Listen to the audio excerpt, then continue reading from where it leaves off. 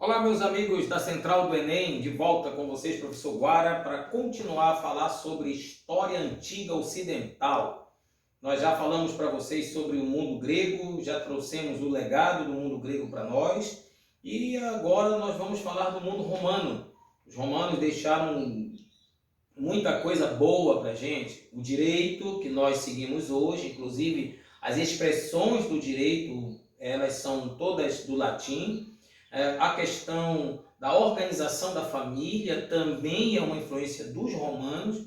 A questão do cristianismo, um dos grandes legados que os romanos deixaram para nós, foi o cristianismo, a partir do cristianismo primitivo, e que se desenvolveu o cristianismo que nos chegou até os dias de hoje.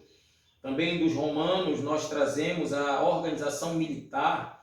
Também dos romanos nós trazemos a organização política da cidade, muitos cargos públicos, como o cargo de edil, por exemplo, que hoje corresponde a prefeito em alguns lugares, a vereadores em alguns lugares, são heranças da sociedade romana. Agora, como é que começou? Quais são as origens da sociedade romana? Os romanos se desenvolveram basicamente nessa área aqui. Então, a localização está onde hoje é a Itália, a bota italiana, e o povoamento dessa região deu-se por volta ali do ano 2000 a.C. Eu sempre digo que o ano 2000 a.C. foi um ano de muitas migrações no planeta.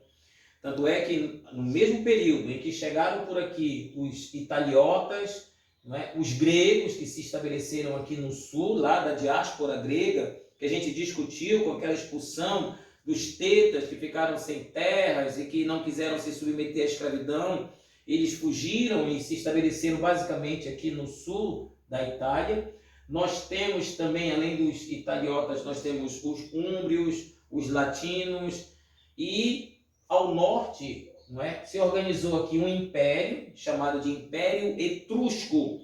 Pouco se fala da Etrúcia, mas a Etrúcia ela tem uma grande contribuição na formação do que mais tarde seria o poderoso Império Romano. Então, os etruscos tiveram uma participação muito importante na questão de Roma. A história de Roma ela pode ser dividida em três momentos. Eu posso dividir o período em período da monarquia, o período da república e o período do Império Romano. A monarquia, ela vai de 753, mais ou menos, é uma data mitológica, é uma data lendária. Não há acerto se a história dos romanos iniciou por volta de 753. Isso é uma fundamentação mitológica, lendária. Então, Roma teria surgido em 753, quando é fundada uma cidade pelos irmãos Rômulo e Remo, que são filhos de Enéas, um príncipe de Troia. Veja que está ligado à história dos troianos, que são derrotados pelos micênicos na Guerra de Troia, que hoje já está comprovado arqueologicamente, historicamente, que a guerra existiu, e foi uma guerra econômica também, como é a guerra no mundo antigo, por comida, por terra, por rotas de comércio. Então Enéas teria fugido, trazido o símbolo de Troia e com a promessa de que um dia Troia se levantaria novamente. Pela lenda, Roma, ao se levantar como um poderoso império, seria a restauração da própria Troia. Isso é legal. Depois os romanos dominam as áreas dos antigos micênicos, dos helenos, e aí seria a vingança de Troia. Então é muito legal quando a gente faz essa ligação da lenda com as questões arqueológicas. Então veja bem, a monarquia terminaria por volta do ano 509 a.C., quando a organização social, econômica de Roma já está encaminhada, com as categorias sociais já definidas, Então a monarquia seria substituída pela república.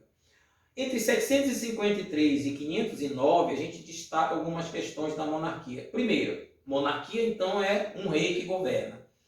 As comunidades, elas não são unificadas. Então, a organização social ela é feita através das famílias. Essas famílias são as chamadas gens, que na Grécia eu chamei de genos, tá lembrado? Pois é. Então aqui você tem as gens, onde você tem um patriarca, você tem uma grande família que é articulada pelo casamento, pelas relações de parentesco. Essas gens, elas elegem um rei. Esse rei, na antiga Roma, ele era uma espécie de juiz, ele é o líder do exército, ele é o que distribui a alimentação, a questão da terra. Então há uma concentração de poderes nas mãos desse rei. Então a realeza, ela é uma primeira forma de relação de poder entre os romanos. O segundo destaque que a gente traz aqui é a organização social durante a monarquia. Então olha só, durante a monarquia nós tínhamos os patrícios e os plebeus. Os patrícios, eles eram a aristocracia de sangue, que por muito tempo seriam os únicos que podiam lutar no exército. Então o patrício vem de pater, que vem das gens, que eram famílias que se articulavam pelo sangue e pelo casamento. Esses seriam os descendentes dos primeiros povos que chegaram e ocuparam a região da Itália ali por volta do ano 2000. Essa seria uma chamada aristocracia de sangue, justamente pelas relações consanguíneas. Na base dessa sociedade durante a monarquia vinha a plebe. A plebe era formada, olha só, por agricultores, artesãos. Muitos trabalhavam para os patrícios em troca de uma proteção financeira e judiciária. Esse tipo de plebeu ele era chamado de cliente. O cliente era o plebeu que muitas vezes era rico, mas não tinha direitos políticos. Então o que é que ele fazia? Se submetia ao patrício para ter posição política e ter proteção judiciária para os seus negócios. Tá certo? Então você tem patrícios, plebeus e clientes. Nessa fase, de 753 a 509, você não tem mão de obra escrava em excedência. O trabalho aqui era um trabalho coletivo, solidário, então todos trabalhavam a questão da produção da terra, e existiam os plebeus que eram dedicados ao comércio. Aí você tem o estabelecimento de uma rota comercial entre os romanos e povos próximos ali. Você tem o plebeu, que é o artesão, que começa a fazer a troca, a venda, começa a enriquecer com isso, e o plebeu que enriquece e se aproxima de um patrício, se torna cliente desse patrício para ele ter direito político e algum acesso às questões dos órgãos públicos. Então essa era a sociedade romana durante a monarquia.